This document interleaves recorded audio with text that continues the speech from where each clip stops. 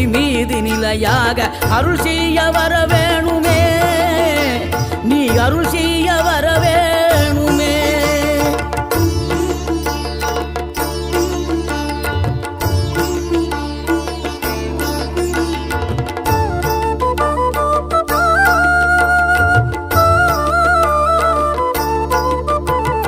இகழ்தலையும் புகழ்தலையும் ஒரு முகமாய் கருதும்படி செவி உரைத்த முத்து குமரன், நீ வறுமையையும் வளமையையும் சமநிலையை உணரும்படி மதி கொடுத்த செல்வ குமரன்.